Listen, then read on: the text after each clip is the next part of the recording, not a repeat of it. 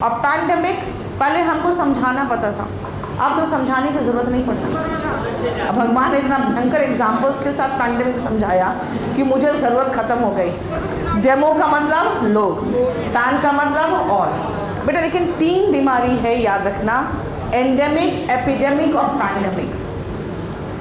और एक और याद रख सकते हो, पॉलीडेमिक। देखो एंडेमिक बीमारी को ध्यान से समझना। कुछ ट्राइब्स जानते हो आपस में शादी करते हैं, बाहर शादियां नहीं करते। अब उनमें जो जेनेटिक डिसऑर्डर है ना, वो उन्हीं के अंदर ही रहेंगे। क्यों? क्योंकि वो जेनेटिक प्रॉब्लम्स है, जो जेनेटिक बीमारी है वो बाहर नहीं जा पाता। तो वो बीमारी कैसी है? एंडेमिक है। कुछ ऐसे कीड़े या फ्लाइज है जो किसी एक ही जगह पाए जाते हैं, तो वहाँ पर भी उसके द्वारा फैलाई हुई जो बीमारी है उसी क्षेत्र में सीमित रहता है, तो वो भी एंडेमिक डिजीज़ है।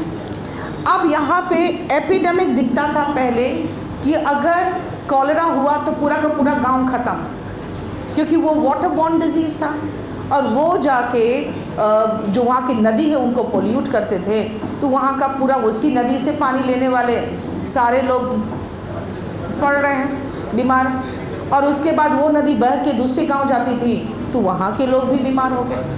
तो पहले हैजा जिस समय तक पता नहीं था कि वाटर बॉर्न डिजीज़ है, ये महामारी की तरह पूरा पूरा गांव ख़त्म करता था।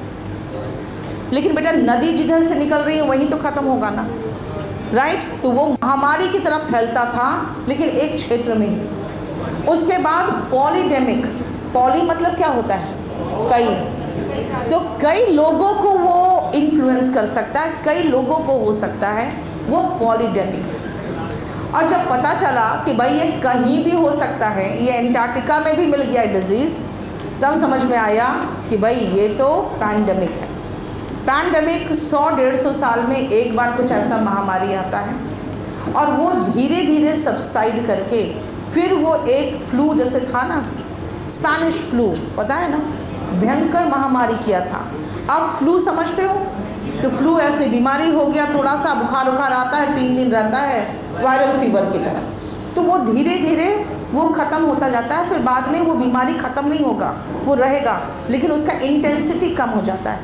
तो वो पैंडेमिक जो है वो बीमारी होती है जो पूरे कहीं पर जहाँ भी चाहे फैल सकती है।